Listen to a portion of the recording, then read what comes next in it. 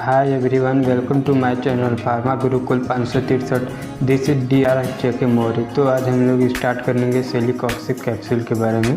तो ये इसके बारे में हम देखेंगे इसका कैटेगरी क्या होता है, पहले देखेंगे क्या होता है, फिर इसका कैटेगरी देखेंगे, फिर इसका ब्रांड नेम मतलब कि कौन कौन से ब्रांड नेम से आता है मार्केट में, फिर इसका यूज देखेंगे कहाँ कहाँ इस्तेमाल होता है, कौन से मेड डिजीज़ के लिए, फिर इसका डोज देखेंगे कि डोज इसका मतलब कितना लेना होता है, फिर इसका हम लोग मैकेनिज्म एक्शन देखेंगे और इसका प्रिकॉशन।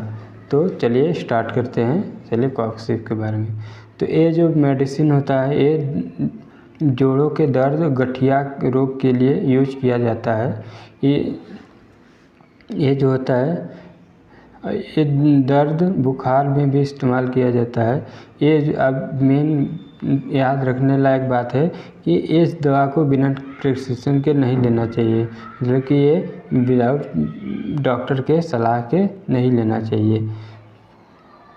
अब देखते हैं इसका कैटेगरी क्या होता है, कौन सा कैटेगरी में ये आता है। तो ये जो होता है नेसेट्स मतलब कि जो होता है non steroidal anti inflammatory drugs होता है।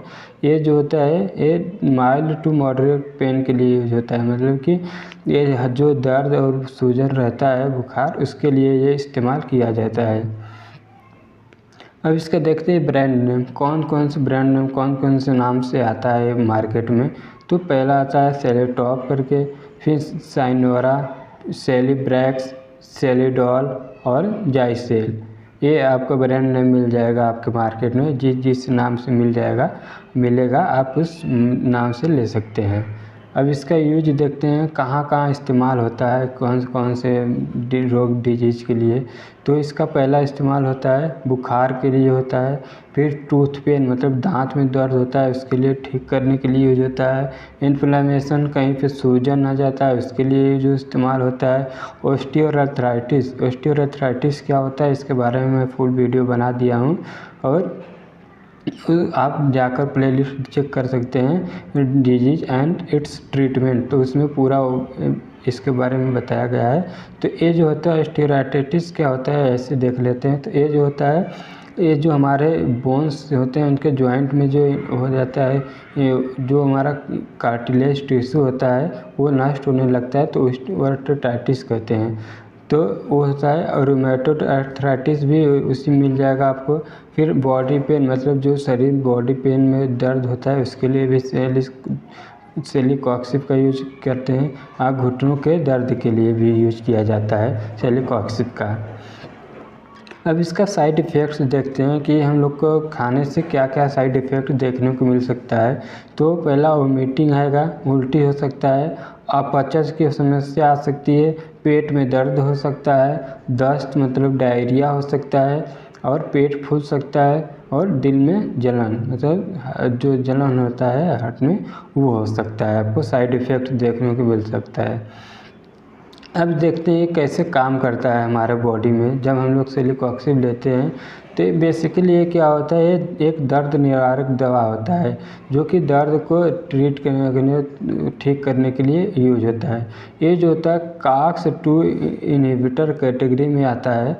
ये मतलब कि क्या होते हैं, ये जो COX-2 इनहिबिटर होते हैं ये दर्द और सूजन जो पैदा करने वाले प्रोस्टाग्लैंडिन होते हैं, प्रोस्टाग्लैंडिन होते हैं उनको ये इनहिबिट करता है। उनके केमिकल मैसेंजर जो रिलीज होते हैं जो हम लोग को मैसेज सिग्नल भेजते हैं हमारे ब्रेन में कि यहाँ पे दर्द कॉज करना है, बट ये जो इनहिबिटर होते हैं उस कॉक्स को उसको इनहिबिट कर देते हैं, वहाँ तक जो होता है केमिकल मैसेंजर नहीं पहुँच पाता है, जिससे कि सूजन के लक्षण कम हो जाते हैं। अब अगर सूजन के लक्षण दर्द और सूजन के लक्षण कम हो जाएंगे तो क्या होगा, उससे दर्द और सूजन से हमें आराम मिलता है।